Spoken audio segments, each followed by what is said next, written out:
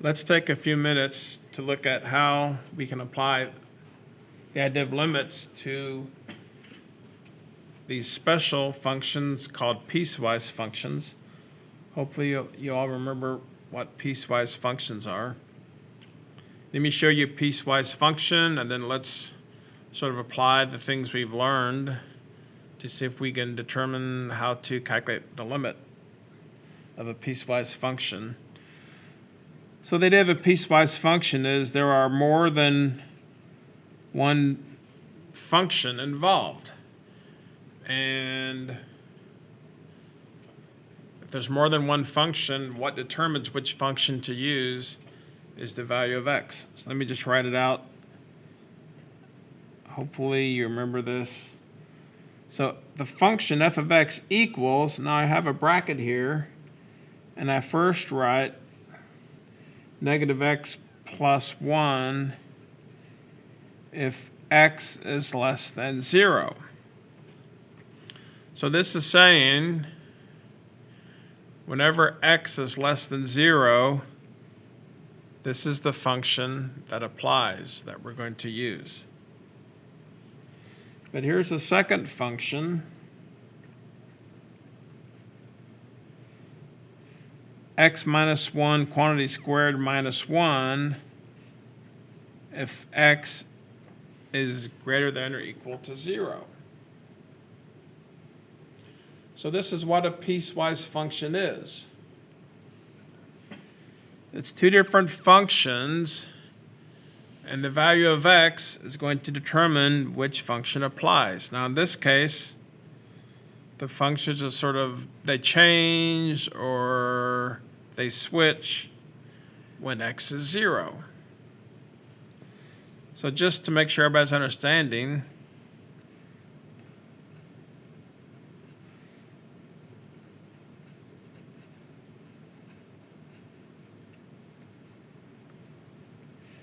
let's calculate the value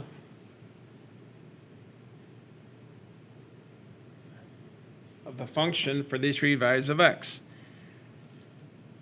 F of negative 2, so x is negative 2. Whenever you have a piecewise function, the first thing you have to do is figure out which function applies. So x is negative 2. This first function says this is what you use when x is less than 0. Well, x is negative 2, which is obviously less than 0. So I used the first function. So negative x plus 1, so negative, and I plug in negative 2 for x.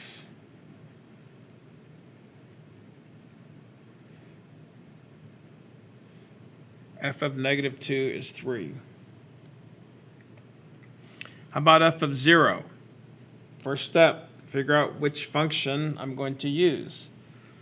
Now this first function is when x is less than 0, which I would not want to use because I want x to be 0. Now the second function says use this function when x is greater than or equal to 0. So in this case, I'm going to use the second function. So now for the second function, I plug in 0 for x.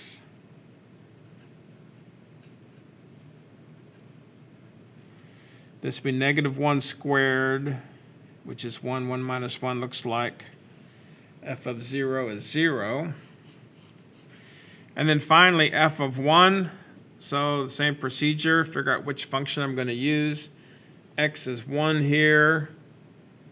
The second function says use it when x is greater or equal to 0. So I'm going to use the second function. So 1 minus 1 squared minus 1. 1 minus 1, 0, 0 squared minus 1. This whole thing looks like it's minus 1. All right, so that's a quick review of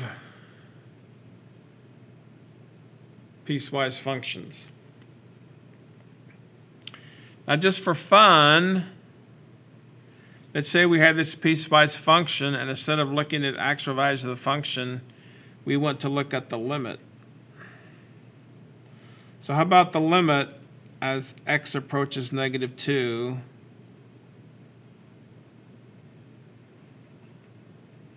of f of x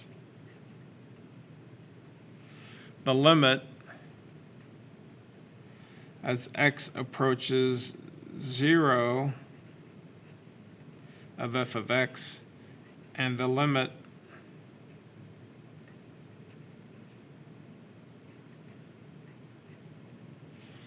as x approaches 1 of f of x. Now I'm going to start by using the same method we just learned. As x approaches -2, I'm going to figure out which function applies, and then go ahead and plug in -2 for x and see what happens. So when x is -2, or when I'm approaching -2, I'm going to use this first function. So I simply plug in -2 for x.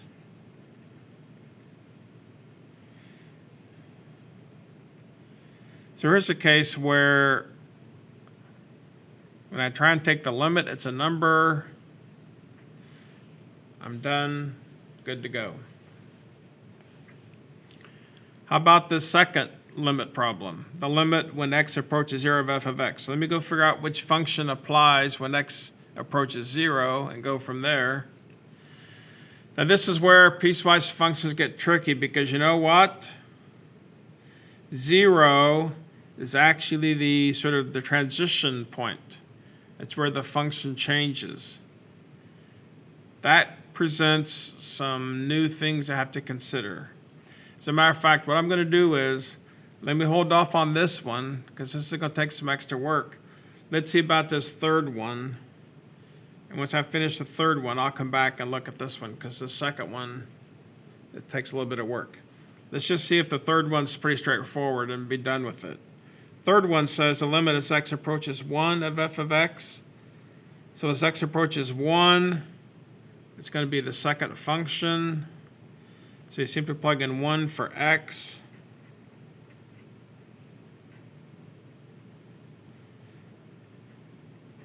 It's a number, so we're done. So the only issue is what's going on as x approaches 0, the transition point. This is a case where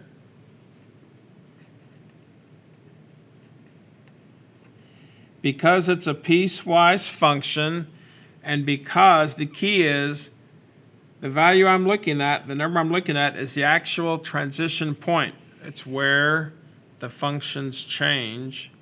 If that's the case, what I do is I actually break this up into two problems. What I'm going to do is I'm going to look at the limit as x, I should have wrote negative over here, as x approaches 0 from the low side, or as x approaches 0 from the negative side. I'm going to see what that is. And then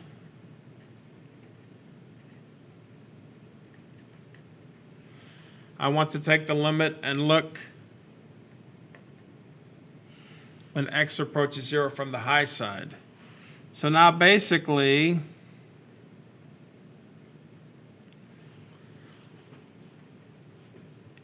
instead of looking at this limit as a whole, I'm breaking it up into looking at the low side and the high side. Now if these two end up being the same, then I have a limit. If for some reason these two, the low limit and the high limit, are different, then I don't have a limit. So actually, if I approach f of x as x approaches 0 from the low side, that means really x is less than 0, and I have to use this first function, because this is the function when x is less than 0. Since I'm looking at x approaching 0 from the low side, this is the function that applies. So I'm going to plug in 0 for x. So it's -0 plus 1. So from the low side, the limit of the function is 1. Now as I approach x from the high side, in other words, x is just a little bit larger than 0. As it turns out, in that case, I use the second function. because this is the function that applies when x is a little larger than 0. So I plug in 0 for x here, although you can't see it. It's 0 minus 1 squared minus 1. And look what happens. The limit from the low side is 1. The limit from the high side is negative 1. Turns out there is no limit. In other words, it's undefined. This is what happens when you're trying to look at limits of a piecewise function. Now, just for fun, I actually have the graph of this piecewise function. Sort of interesting. You can see what's going on. So here, I wrote it down here, the two functions. Once again, 0 is where the function changes. So when it's less than, when x is less than 0, here's the function, and then boom, now what should happen, theoretically, this should be like a hole, and this should be like a closed dot, because once x gets to 0, then you jump down here, and then this begins to be the function, because this is a graph of the function when x is greater than 0. So it sort of makes sense, because what am I doing? I'm looking at the limit as x approaches 0. Here's the low side.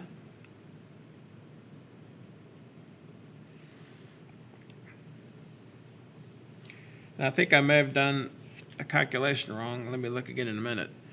But the low side, what is it approaching? 1. What's it approaching from the high side, the limit as x approaches 0?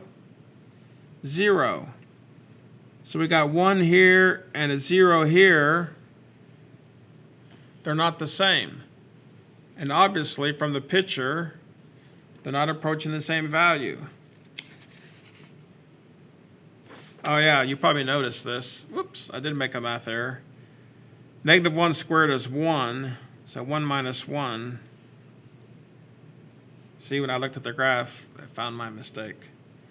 So from the high side, even when we do the math, it's 0.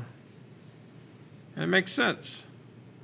Remember, for a limit to exist, when you come at it from the low side and the high side, it has to approach the same value for the function. There's a big gap here. Just for fun, let's look at the other limits. We looked at when x approaches negative 2. Well, where's negative 2? Negative 2 is right here, so it's this point right here. It's pretty obvious. It looks like it's at 3. That makes sense. Yeah, the limit's 3. We looked at when f approaches, or down here, when x approaches 1, the limit. Well, 1 is right here. So it's here. Looks like the function's negative 1, which is what we said. All right. Let me do one more quick. I have one more piecewise function problem. It's pretty similar, but just a little different. And what we'll do, we'll just look at the limit.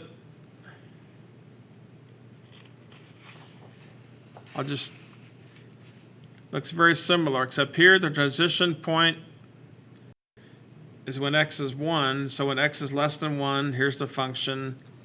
When x is equal to 1, here's the function. So let's go ahead. Let's see what happens.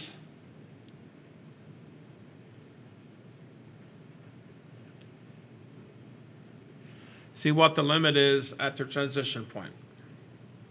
So once again, what do you do when you're looking at that transition point? You have to take the limit as you approach it from the low side, and then take the limit as you approach it from the high side. And then if these end up being the same, then you've got a limit, but if they're different, you don't have a limit. Remember the first problem? They were different, so there was no limit. Let's see about this one. So if x approaches 1 from the low side, x is going to be less than 1. I'm going to use this function. So I plug in 1 for x, negative 1 plus 1 equals 0. Now as x approaches 1 from the high side, since x is greater than 1, I use this second function. So I plug in 1 for x to see what the limit is. 1 minus 1 squared. 1 minus 1, 0. So in this case, the limit from the low side and the limit from the high side, as we approach 1, the function's the same. Therefore, in this case, even though it's a piecewise function, the limit of the function as x approaches 1 is 0. There is, in fact, a limit. Let's look at the graph and see if it makes sense. It's right up here. So once again, here's your transition point. Here's where we're looking. So if we look at the limit from the low side, we're coming in here. And the function is going to be 0. And then, as we come at it from the high side, the function is also 0. And you can see by the graph, this makes sense. As we approach x equals 1 from the low and from the high side, we're approaching the same value of the function. So just to remind you, this is different than, if I can find the problem I just did, and I can't locate that graph. But you remember the previous one, there was an obvious gap there. So we knew, oh, here it is. This one had the big gap. So just looking at it, obviously, as I come from the low side, here's my function, it's at 1. As I come from the high side, my function is 0. There is no limit. All right. One more topic to cover, limits. Now we're going to look at as limits approach infinity and negative infinity. Totally different than really what we've done so far, but they are limit problems nevertheless. So we will talk about those in the next video.